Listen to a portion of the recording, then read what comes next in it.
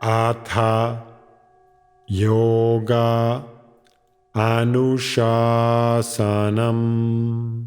Namaste. Welcome to Unravel the Thread, a podcast for people who want to apply the Yoga Sutras to yoga practice and to life today.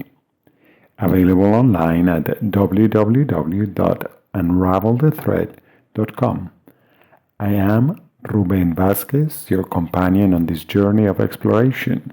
On today's episode, Yoga Sutra 1.9, Imagination. Imagination, vikalpa, is the activity of the mind not based on direct experience.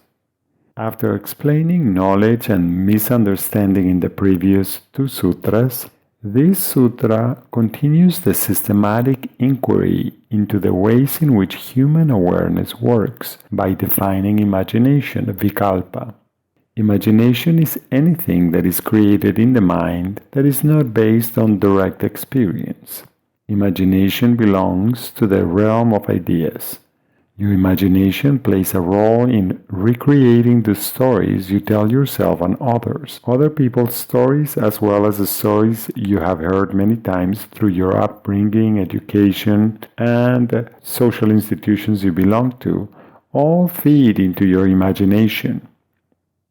It often happens that you have heard your parents tell a story about you when you were 2 or 3 years old. Perhaps it was on a memorable trip or a funny event or comment you made. Many people may not be able to remember such a remote story, but when you have heard it so many times, and may have even seen pictures of the event, you may construct an image in your mind and count it as one of your memories, when it is in fact one of the things that you imagine. Imagination is one of the ways in which every person constantly arranges and edits her life story, what she does, where she has been, with the whys and hows.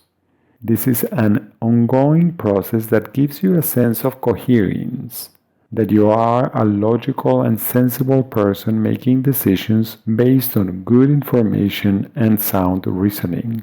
However, this constant editing of your own life story may cause you to end up believing your own stories, even stories that are not the result of your lived experiences. It may also be the source of misunderstandings with other people when there is conflict between each person's version of an event. Notice how the things that you imagine exist only in your head. Consequently, these stories can often seem ideal. When we try to bring those ideas into being, we will probably find friction between the world of thoughts and reality as it is actually happening. It is usually in this gap between what we think and how it actually happens where we find sources of agitation. This is an example of what Patanjali was saying in Sutra 1.5, that our ways of being can be helpful or not helpful. For instance, you start thinking about a place that you would like to visit. You even read about the place, its history, and why it is important to visit it. When you get to the place, what you encounter may not match accurately your ideas about it. Sometimes what you find is much more exciting or beautiful than what you had imagined. Other times, what you find does not measure up to your expectations. Notice how each option will probably trigger thoughts, emotions, and attitude that might distract you from being fully present right where you are. In yoga, because we are interested in being with what is, and not what could have been or should have been, it is important to distinguish between your direct experience and the mind activity that is not based on your experiences, your imagination.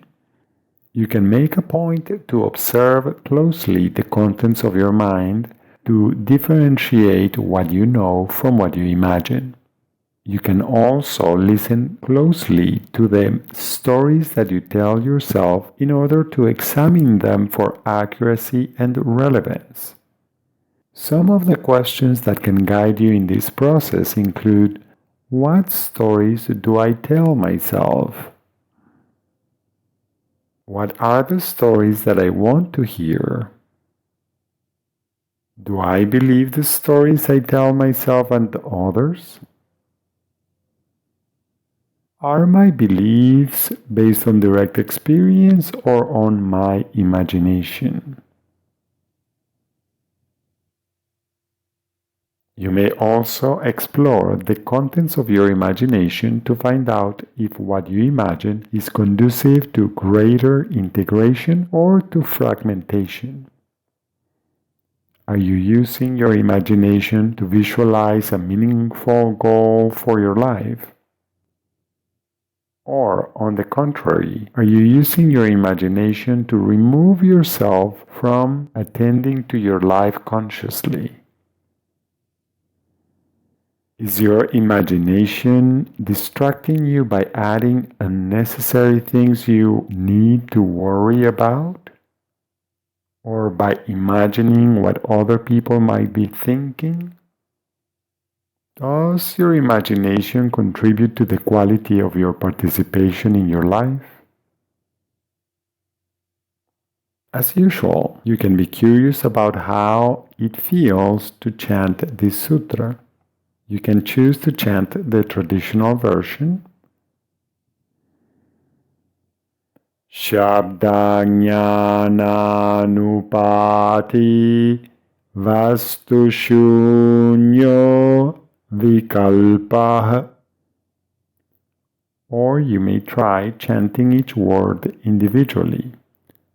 Shabda, Jnana, Anupati, Vastu, Shunya, Vikalpa. Shabda, Jnana, Anupati, Vastu, Shunya, Vikalpa. Shabda, Jnana, Anupati, Vastu, Shunya, Vikalpa. Shabda, Jnana, Anupati, Vastu, Shunya, Vikalpa.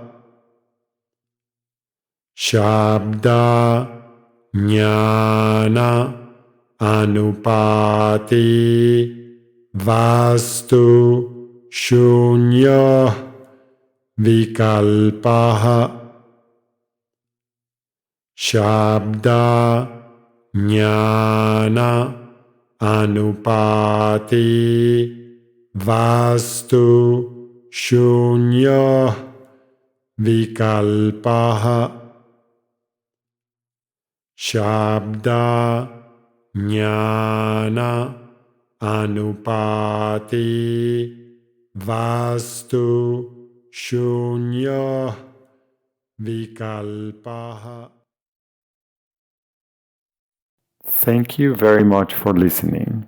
I hope you can join me for the next episode when we continue exploring each individual sutra, next time, Sutra number 10 in Chapter 1. Please remember that you can find more information at unravelthethread.com.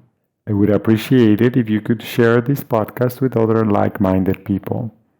Thank you. Until next time, Namaste.